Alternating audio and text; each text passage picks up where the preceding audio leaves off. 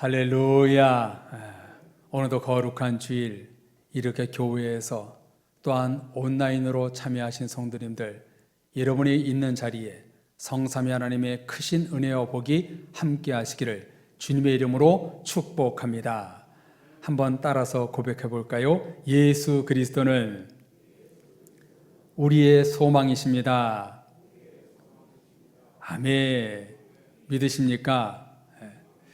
명절 기간임에도 불구하고 가족들과 마음대로 만나지 못하고 또 자유롭게 다니지도 못하는 이 상황 속에서도 우리 사랑의 성도님들, 하나님의 위로와 축복이 여러분 가운데 크게 임하시기를 다시 한번 주님의 이름으로 축복합니다.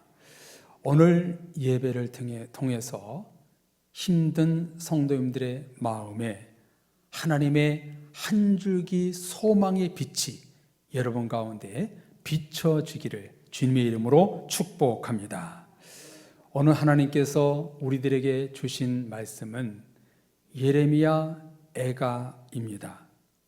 아시다시피 예레미야 선지자가 슬픈 노래를 부른 내용이 애가입니다.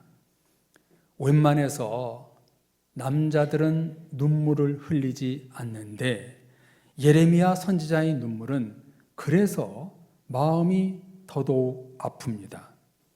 우리나라가 일본에 강제로 지배를 받았을 때 많은 이들이 눈물을 흘렸던 것처럼 예레미야도 남유다가 BC 586년 바벨론에 의해 나라가 멸망당하는 것을 보고 눈물을 흘리지 않을 수 없었던 것입니다. 5장으로 되어 있는 이 예레미야 애가의 구조는 하나님의 심판, 예루살렘 멸망, 위로의 기도, 눈물의 기도, 그 다음 회복, 이런 주제로 되어 있습니다. 놀라운 것은요, 견디기 힘든 상황에서 눈에서는 눈물이 흐르고 있지만 그들에게는 소망, 예레미야의 마음에는 소망을 놓치지 않았다는 것입니다. 애가, 슬픈 노래가 나중에는 애가, 사랑의 노래로 바뀌는 것을 볼 수 있습니다. 전체가 슬픈 내용이지만 그 중에 2장 6절 7절은 대표적인 눈물의 표현을 압축했다고 할 수 있겠습니다. 이 두 절의 말씀을 보면 왜 하나님이 슬프셨는지, 왜 그 땅의 백성들과 예레미야 선지자가 눈물을 흘릴 수밖에 없었는지 이 2장 6절 7절을 보면 잘 나타나 있습니다. 여러분, 유다가 멸망한 것은 단순히 바벨론이 땅을 넓히고 부와 명성을 차지하기 위해서 그 바벨론이 유다를 침략하고 공격한 것이 아닙니다. 성경은 기록하기를 백성들의 죄악 때문이다. 바벨론의 침략은 백성들의 죄악 때문이다. 성경은 기록하고 있습니다. 이스라엘의 죄를 심판하기 위하여 잠시 바벨론을 그 심판의 도구로 사용한 것이지요. 나라의 흥망성쇠는 경제력, 군사력, 노동력이 아니라 죄악 때문인 것입니다. 죄악으로 나라가 흥하냐 망하냐가 결정된다는 것이지요. 이런 심판의 상황을 가장 잘 보여주는 본문이 2장 6절 7절인데요. 어떻게 말씀하고 있는가? 정말 가슴 아픈 8가지의 모습이 그려지고 있습니다. 그 첫 번째가 무엇인가? 주께서 그의 초막을 동산처럼 헐어버리셨다. 초막이 무엇입니까? 하나님의 성전이지요. 심판에서 가장 처음 하신 일이 뭐였냐면 하나님의 몸된 교회를 헐어버리셨습니다. 그 다음 그의 절기를 폐하셨도다. 유월절, 오순절, 칠칠절 등 절기를 폐기하셨습니다. 세 번째, 절기와 안식일을 잊어버리게 하셨습니다. 주일 예배가 사라져 버렸다는 것이지요. 네 번째, 왕과 제사장들을 멸하셨습니다.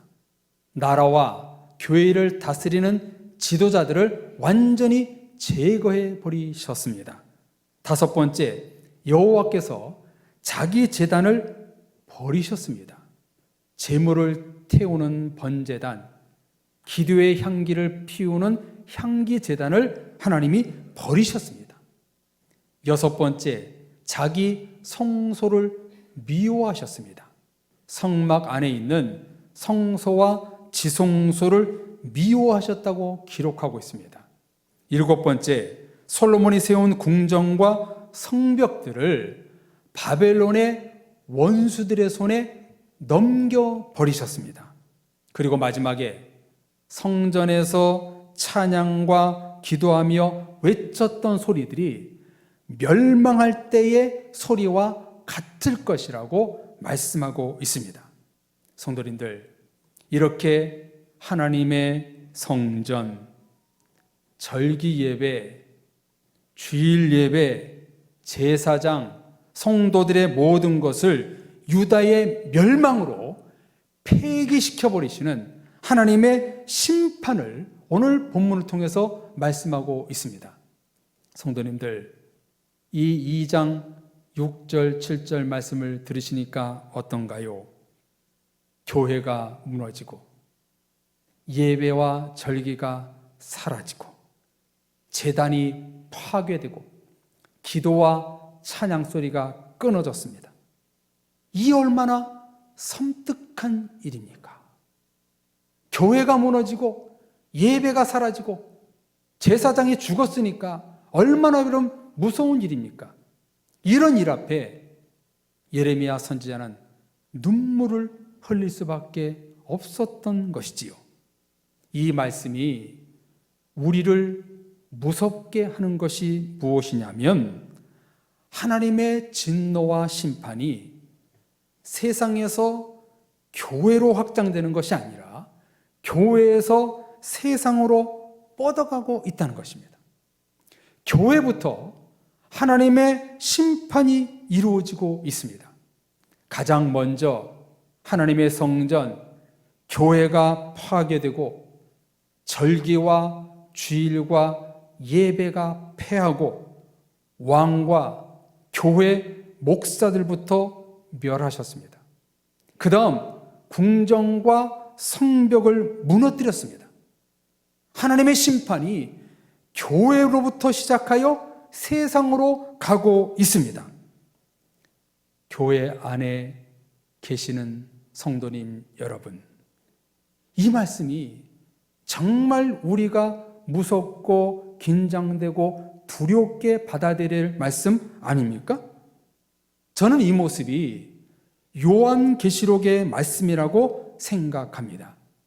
마지막 때에 예수님이 다시 오셔서 세상을 심판할 때 가장 먼저 어디를 심판하시는가?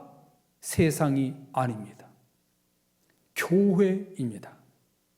불신자들이 아닙니다.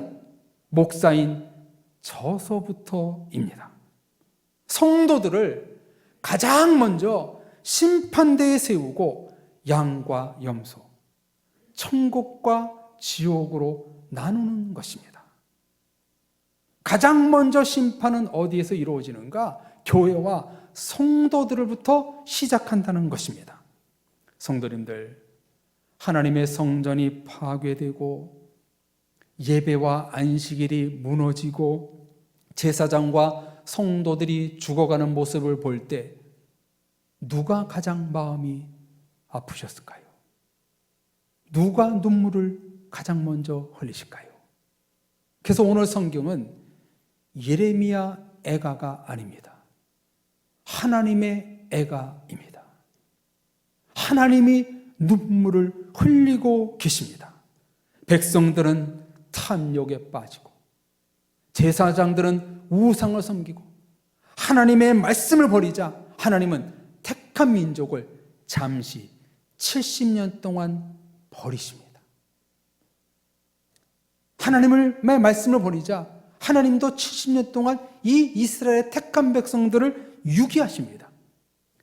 왜 하나님이 이렇게 버리셨을까요? 한 가지, 하나님이 버리시면 견딜기 힘들다는 것을 알리기 위함입니다.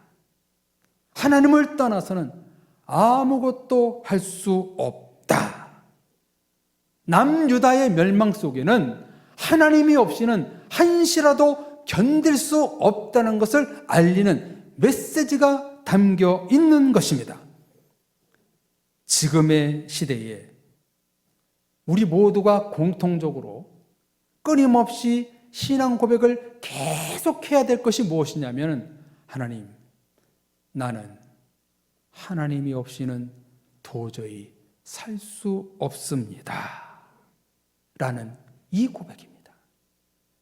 이 고백이 오늘날 이 시대에 얼마나 절실한지 모릅니다. 나는 하나님이 없이는 도저히 한순간도 살 수 없습니다. 이런 고백을 세상 사람들 빼고 우리 사랑의 교회들부터, 교회 성도들부터 해야 되는 것입니다. 지금 이런 모습이 한국 교회와 우리 교회에 보여지고 있습니다. 절기와 주일 예배가 무너지고 있습니다. 하나님이 머무시는 교회, 모이는 교회라는 개념이 사라지고 있습니다. 천국과 구원과 믿음이 세상 것들보다 하찮게 여겨지고 있습니다. 교회 잘 다녔던 성도들이 교회라는 개념을 상실해가고 있고, 예배의 소중함이 무너지고 주님과 교회를 사랑하는 마음, 충성스러운 마음이 식어가고 있습니다. 이런 모습에 누가 눈물을 흘리고 계실까요? 이런 시대에 그렇다면 우리는 어떤 신앙을 가져야 할까요? 이제 3장 말씀을 통해서 반전의 축복, 회복의 말씀을 주십니다. 3장 19절로 26절은요, 예레미야 애가의 핵심 말씀입니다. 아주 중요한 말씀입니다. 19절과 20절은 이렇게 시작합니다. 내 고초와 재난, 곧 쑥과 담즙을 기억하소서. 내 마음이 그것을 기억하고 내가 낙심이 됩니다. 나라가 멸망하고 성전이 파괴되고 예배가 중단된 고초와 재난이 쑥과 같이 쓰고 쓸개에서 담즙이 나오듯 너무나 고통스럽습니다. 내 마음이 이것이 기억되어 낙심이 됩니다. 진술하고 있습니다. 성도님들, 지금이 꼭 이런 때 아닙니까? 코로나라는 재난과 고초 때문에 인생의 쓴맛을 보고 있는 낙심이 되는 상황입니다. 정말 19절, 20절이 이 시대의 우리의 마음을 대변해 주는 듯 싶습니다. 그러나 성도님들, 이제 반전이 일어납니다. 21절에서 하나님은 우리에게 말씀을 주십니다. 성도님들, 우리 다 같이 21절 같이 읽어볼까요? 21절 말씀 다 같이 읽겠습니다. 이것을 내가 내 마음에 담아 두었더니 그것이 오히려 나의 소망이 되었습니다. 아멘. 이것이 나의 소망이 되었습니다. 희망의 고백을 하고 있습니다. 시대적 아픔에 절망하지 않고 위기를 소망으로 품고 있고 고난을 희망으로 바꾸고 있습니다. 성도님들, 이런 성도가 찐 성도 아닐까요? 위기에서 벗어나지 못하는 성도가 아니라, 고난에서 힘겹고 버거워하는 성도가 아니라, 오히려 위기와 고난이 나의 소망이 되었습니다 라고 고백하는 성도가 진짜 크리스찬 아닐까요? 코로나로 힘든 싸움을 하고 있지만 코로나가 오히려 나의 소망이 되어 싸움은, 내가 지금 당한 고난과 염려가 나의 소망이 되어 싸움은, 이런 고백을 우리는 이 시대에 고백하며 신앙생활해야 되는 것입니다. 왜 우리가 하나님께 소망을 두어야 할까요? 22절을 보십시오. 여호와의 인자와 긍휼이 무궁하심으로 우리가 진멸되지 아니함이니이다. 장로님이 이 땅 가운데 긍휼을 베풀어 주옵소서 기도하셨던 것처럼 하나님의 인자와 긍휼이 영원하심으로 우리가 진멸되지 않기에 우리가 하나님께 소망을 둡니다. 고백하고 있지요. 23절도 보십시오. 이것들이 아침마다 새로우니 주의 성실하심이 크시도소이다. 아멘. 22절에 하나님의 인자와 긍휼, 23절에 주의 성실하심이 아침마다 매일매일 크기에 소망이 있다는 것입니다. 시대적 상황은 나라가 멸망하고 성전이 파괴되고 백성들은 포로가 되고 예배는 무너지고 간절함이 없지만, 이제는 하나님의 인자와 긍휼과 성실을 소망이라고 노래하고 있습니다. 성도님들, 지금 예레미야 선지자가 무엇을 외치고 있는 것입니까? 소망이 오직 하나님께 있도다. 우리의 소망은 예수 그리스도에게 있습니다. 이런 고백을 지금 하고 있는 것입니다.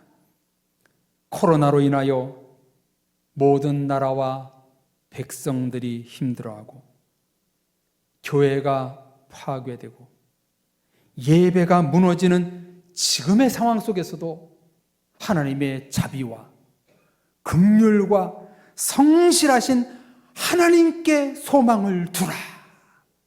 하나님께 소망을 두라. 우리에게 말씀하고 계십니다. 사랑의 성도님들, 지금 우리들이 해야 할 일이 바로 이것입니다.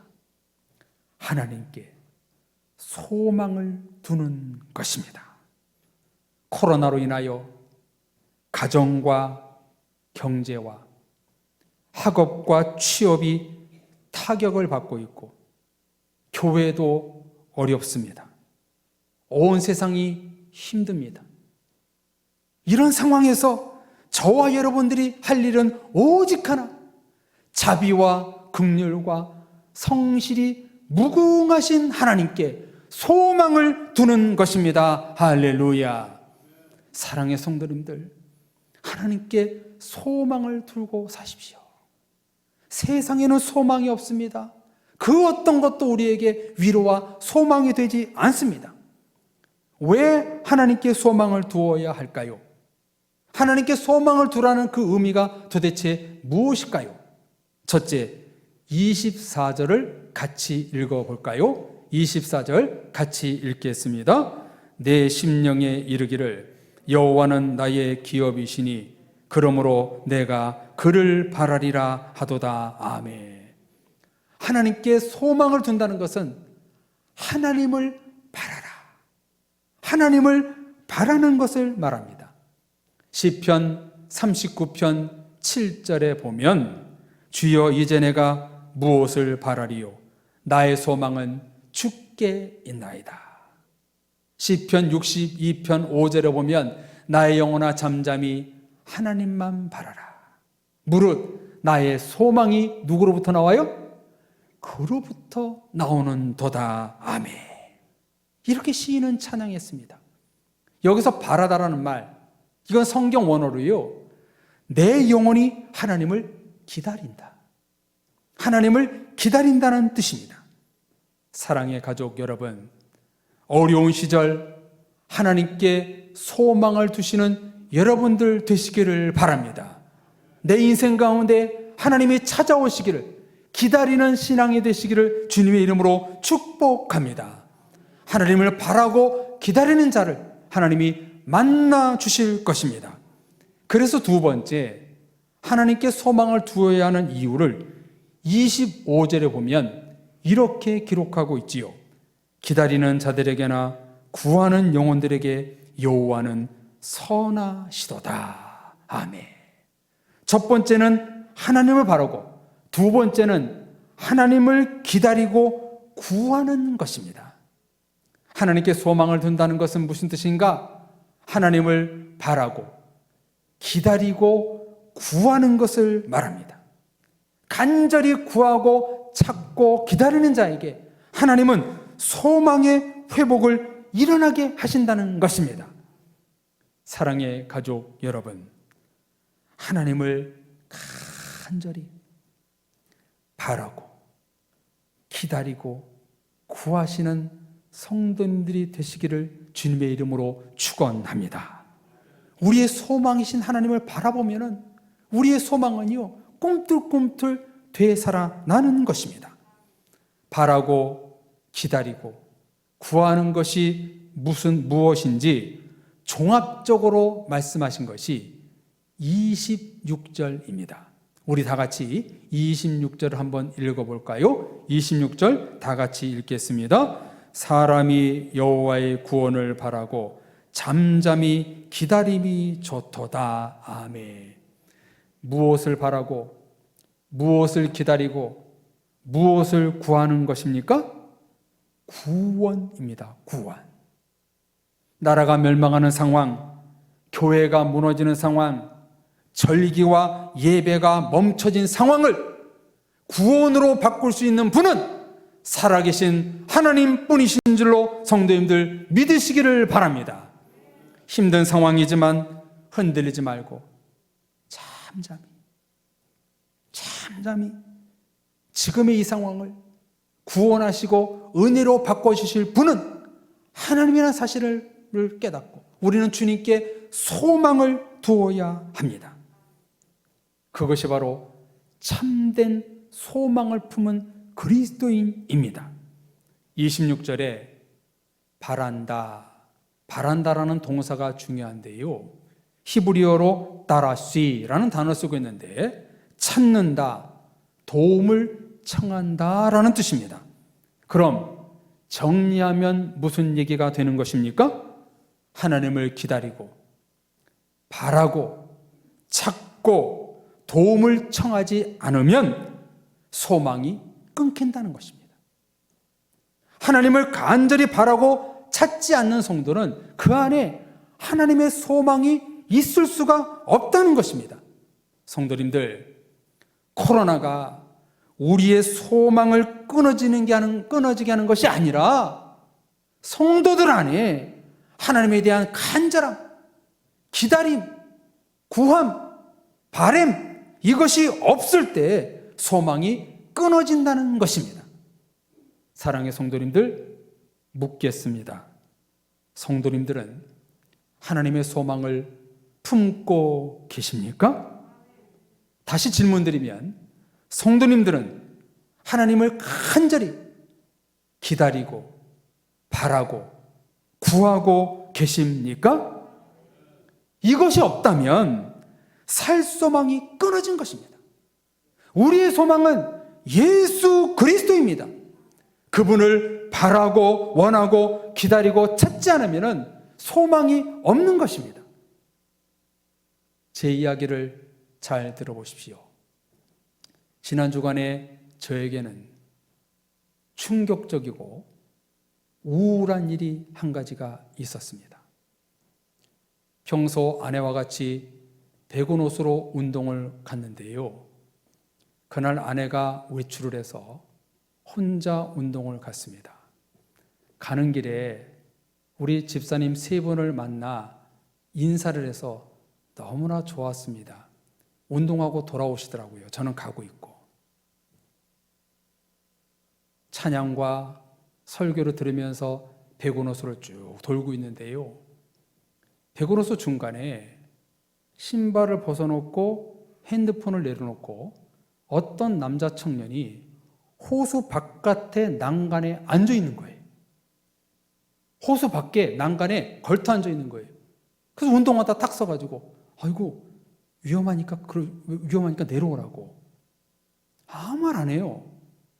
아니 위험하니까 빨리 내려오시라고. 거기 있으면 안 돼. 떨어집니다. 내가 그랬더니 반응이 없어요. 그래서 그 친구를 붙잡고 내려올려다가 또 안 됐잖아요. 또 잘못되면 안 됐잖아요. 근데 그러지도 못하겠더라고요. 그래서 할 수 없이 그냥 지나갔습니다. 그렇게 말하고 그래 잠시 뒤에 호수 건너편에 제가 도착하니까 사이렌이 울리고 구급차가 오고 소방차가 오고 보트가 뜨고 난리가 난 거예요. 그때 제 마음이 막 우울한 거예요. 아니 하나님, 그 친구하고 얘기할 때 왜 저에게 음성을 들려주시 않으셨어요? 걔를 붙잡아라. 걔를 살려라. 왜 그렇게 마음 주시지 않으셨어요? 왜 음성 들려주지 않으셨어요? 그렇게 된 거 제 마음이 막 우울한 거예요. 마음이 너무나 아픈 거예요. 막 제가 너무나 못나 보이는 거예요. 성도님들, 예수 그리스도가 없으면, 우리 안에 하나님의 소망이 없으면 잘못된 길로 가는 거예요. 우리의 소망은 물질이 아닙니다. 세상의 것이 아닙니다. 오직 예수 그리스도가 우리의 소망인 줄로 믿으시기를 바랍니다. 우리 이제 시대적 상황과 또 환경을 탓하지 말자고요. 코로나의 상황 때문에 나에게 소망이 끊어졌습니다. 물질이 없어 살기가 힘이 듭니다. 속상한 일이 하도 많이 생겨서 괴롭습니다. 이러지 말자고요. 왜? 우리에게는 살아계신 하나님이 있기 때문입니다. 모든 상황과 환경 앞에 하나님을 찾지 않아 소망이 끊긴 것이지, 코로나 때문에, 건강 때문에, 물질 때문에, 패배 때문에, 실패 때문에 소망이 끊긴 것이 아니에요. 사탄은 우리를 그렇게 교란시킵니다. 걱정 때문에, 염려 때문에 나에게 소망이 없다, 이렇게 마귀는요 우리를 속입니다. 성도님들, 제발 속지 마십시오. 마음속에 하나님을 품은 사람은 소망이 끊기지 않습니다. 그러므로 우리는요 날마다 나의 소망이 되신 하나님을 바라고 기다리고 구하고 품는 그런 그리스도인이 되어야 하는 것입니다. 지금 오늘날의 현실, 오늘 본문의 예레미야 애가의 상황과 너무나 흡사합니다. 교회가 무너지고 있고 예배가 축소되고 있고 성도들은 믿음이 떨어지고 영적 시험이 생기고 조금만 서운해도 많이 서운한 상황입니다. 이런 때에 우리는 무엇을 해야 할까요? 잠잠히 하나님의 소망을 기다리는 것입니다. 나의 기업이 되시고 복의 근원이 되신 하나님께 구원을 바라고 잠잠히 하나님을 기다리는 것입니다. 구하고 찾고 두드리는 자에게 하나님의 소망이 열릴 것입니다. 코로나가 나의 소망이 되어 싸움은, 나의 고난과 염려가 나의 소망이 되어 싸움은, 이런 고백을 할 때가 바로 이때입니다. 추석 명절 기간 자유롭게 가족들과 왕래도 하지 못하지만 하나님께 소망을 두며 복된 한 주간이 되시기를 바랍니다. 우리의 소망이신 예수 그리스도를 품고 온 가족이 하나님을 만나 행복과 감사와 기쁨이 넘치시는 이번 한 주간에 되시기를 주님의 이름으로 축복합니다. 이 시간 다 같이 예수 열방의 소망, 예수님이 나의 소망입니다, 이 찬송 부르시고 이 시간 결단 기도할 때 하나님, 내 안에 예수 그리스도의 소망이 끊어지지 않게 하옵소서.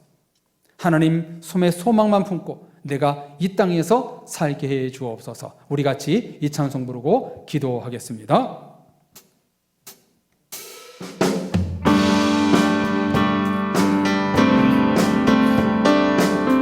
예수님은 우리의 소망이 되십니다. 예수님은 우리의 위로자가 되십니다. 그 예수님께 우리가 찬송하고 기도할 때 우리에게 소망의 은혜가 넘쳐날 줄로 믿습니다. 예수 열방의 소망, 예수 열방의 소망, 예수 우리 위로자, 주는 온 땅에 영원한 소망. 예수 어둠 속의 빛, 예수 어둠 속의 빛, 예수 변함없는 집, 주는 온 땅에 빛.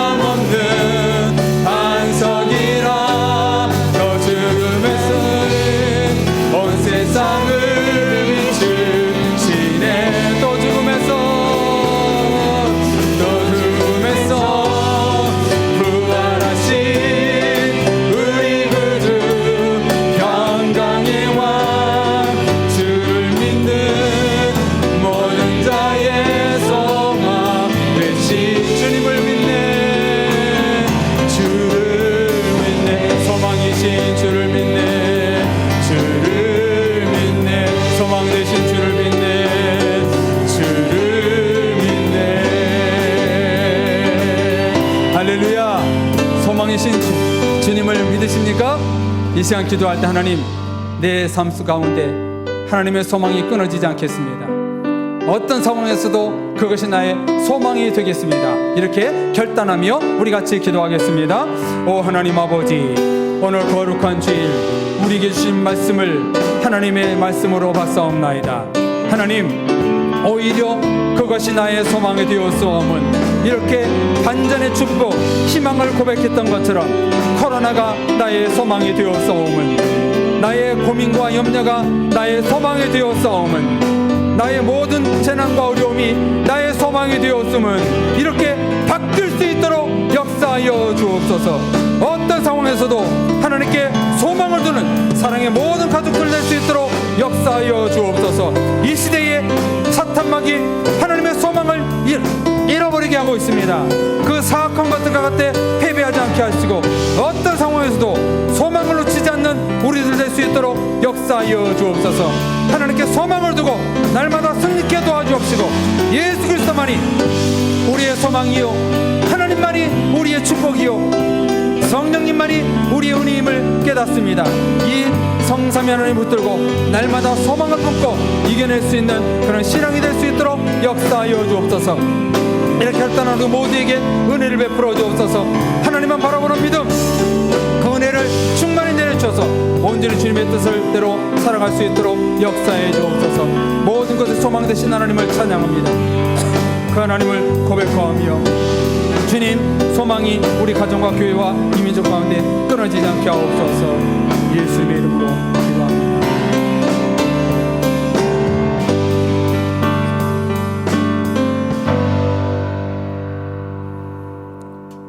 하나님 아버지, 이 땅에 소망이 끊어지고 있는 이 세상 가운데 오늘 우리에게 주신 이 말씀이 우리에게 소망이 되고 희망이 되는 줄로 믿습니다. 코로나로 인하여 재난과 고난과 염려 때문에 소망을 잃어버린 성도들에게 이 시간 소망의 은혜를 내려 주옵소서. 예수 그리스도를 마음에 품고 코로나가 나의 소망이 되었사오면, 고난과 염려가 나의 소망이 되었사오면, 문제가 나의 소망이 되었사오면 이렇게 고백하며 승리하며 살아갈 수 있는 믿음의 온 식구들 될 수 있도록 축복하여 주옵소서. 사탄 마귀가 우리의 소망을 잃어버리게 하고 있습니다. 이 영적인 싸움 앞에 승리케 도와주옵시고, 코로나의 시국에 교회와 세상이 비정상적으로 돌아가는 이 시국에 하나님의 소망을 결코 잃어버리지 않는 믿음의 온 식구들 될 수 있도록 인도하여 주시옵소서. 우리의 소망이신 예수 그리스도의 이름으로 기도드립니다. 아멘.